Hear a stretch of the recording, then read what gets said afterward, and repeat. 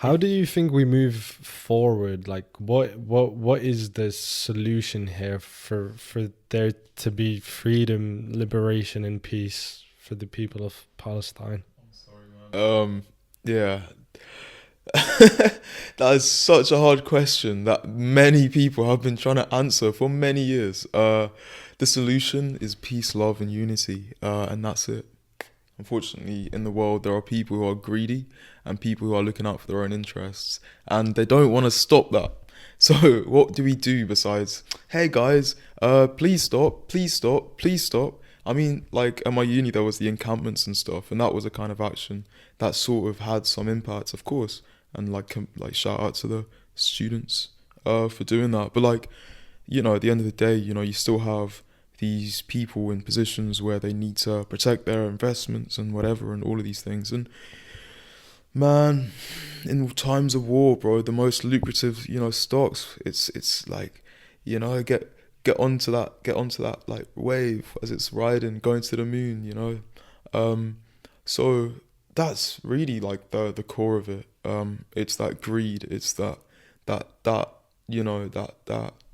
selfishness which consumes, every like not even everyone's expense, literally everyone's expense, but also like the environment's expense. Like we were even talking about the weather just recent, like yesterday it's June and it's raining, sunny, raining. It's like it's crazy. And I think like that's really the core of it. If you want to talk about like solution for Palestine, like you have to talk about solution for like other conflicts in the world where literally the same pattern has emerged, and that's there are a wealthy minority who are protecting their own interests at the expense of a majority that doesn't have as many resources and doesn't have, I guess, as much unity within that.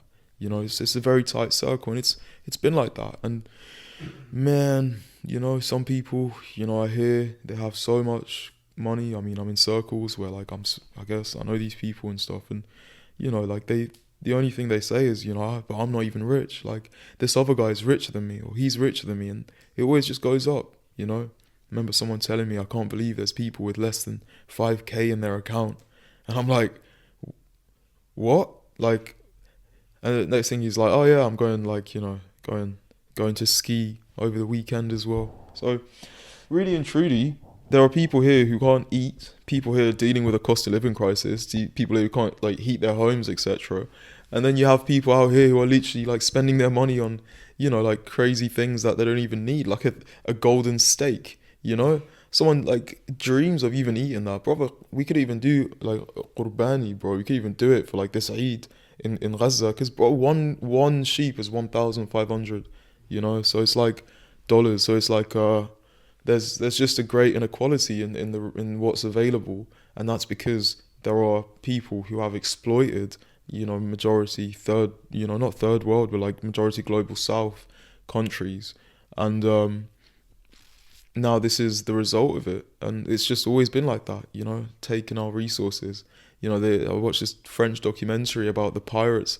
I think I'm not sure in Africa. I'm not sure which country. I think it's I'm not sure. I don't want to say. So pretty much there's an oil field, oil wells, etc., and the French are extracting it, and there are people local to the area who are in gangs and whatnot with AK-47s and ballied up and stuff, and they're trying to disrupt that kind of production, let's say, of the oil, and they're called pirates.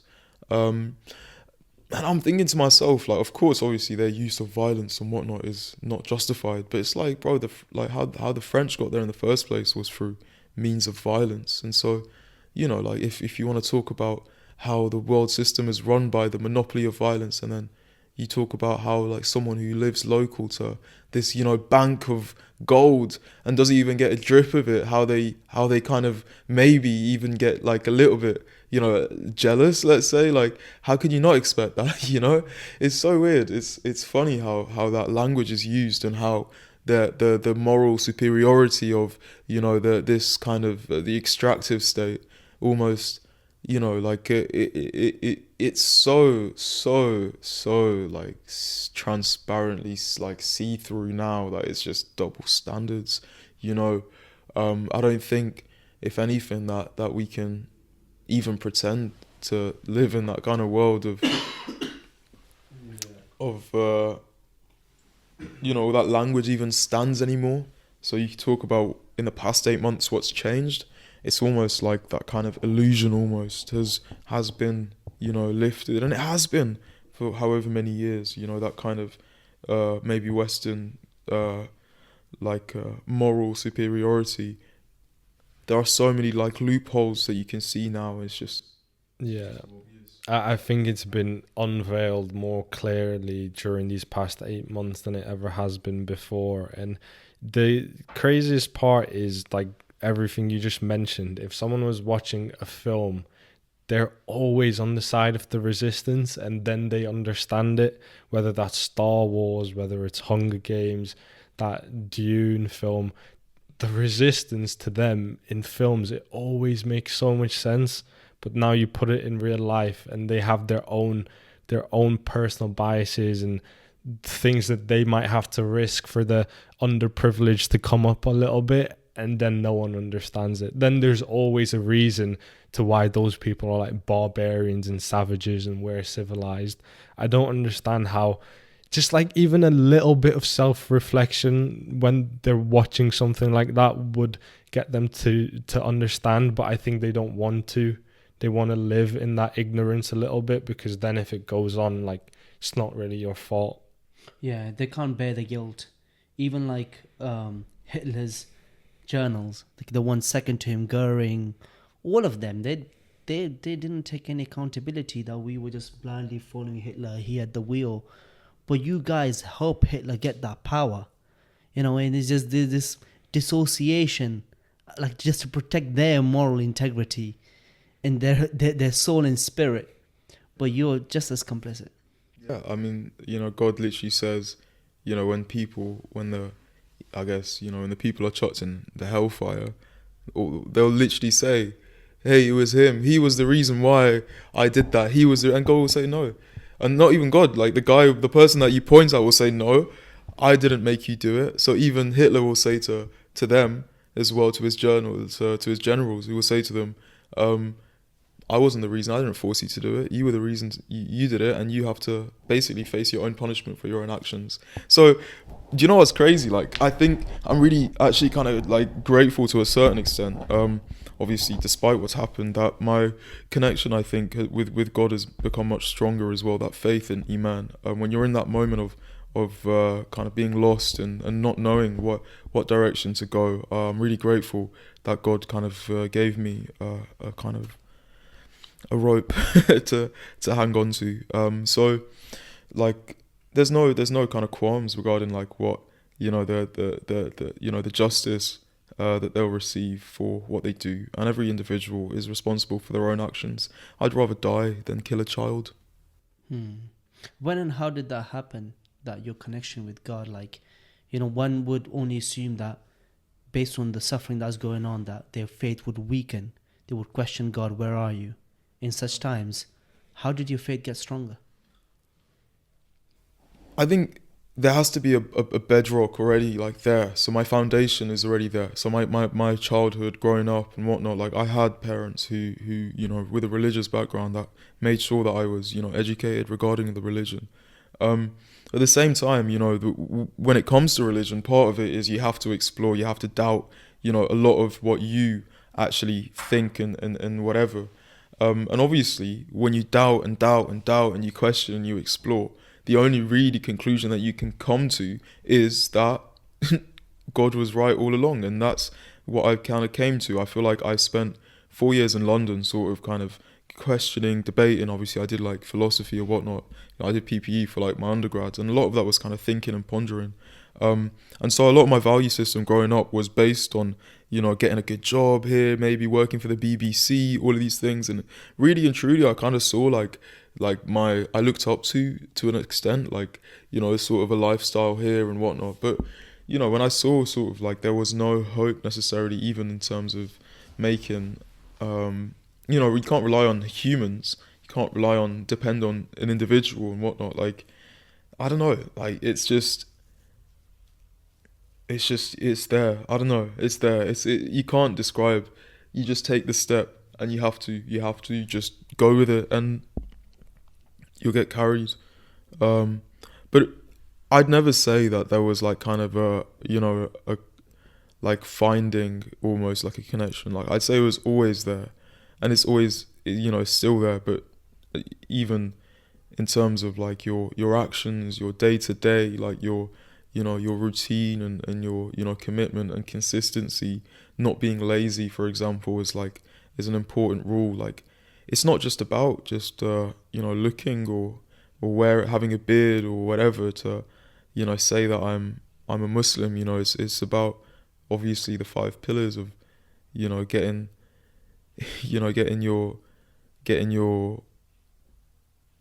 iman straight and fixed. But of course there's giving to people, giving to charity, smiling, making sure that you're someone who's reliable, that you're trustworthy, honest. These things, these like small things that a human being just can't make up, a human being just can't create. Like the like essentially the Quran was made for the preservation of mankind.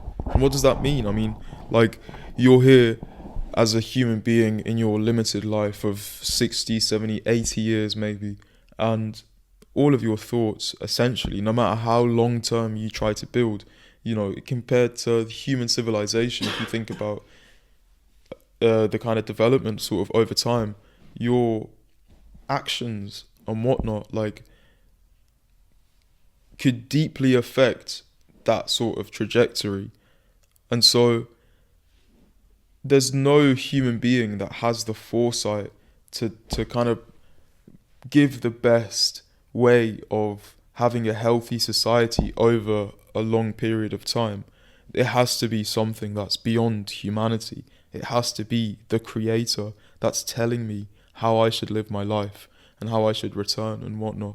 And I think really and truly, like, the more that I looked into the Quran, the more that I read, the more that I prayed, the more that I, made dua and saw things coming into fruition, the more that my iman was, like, strengthened, the more I became, detached to all of those dreams of working for the BBC and all of these whatever, like, all of these kind of, walking on a red carpet and whatnot. Like, it didn't matter as much to me anymore.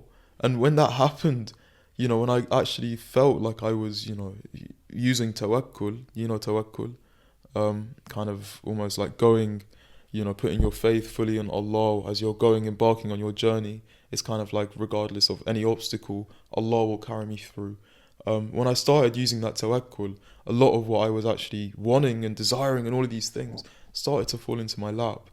And so I watched the TEDx talk, I remember, like 5 years ago, which talks about kind of how, they almost like rehabilitated people in prisons to start like being creative and whatnot.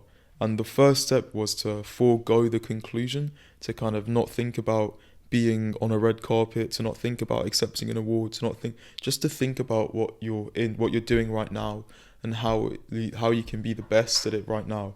And then just eventually that kind of conclusion, whatever that thing you want, will come, and it will emerge. So I don't know. Like there wasn't necessarily a finding again or anything. It was just a strengthening. It was more of like, just it became stronger and stronger. And now I feel like, the only thing I really want to do is just make sure that everything I do is ensuring that I get to the highest place I can, and if I can, in heaven. So yeah. Mm.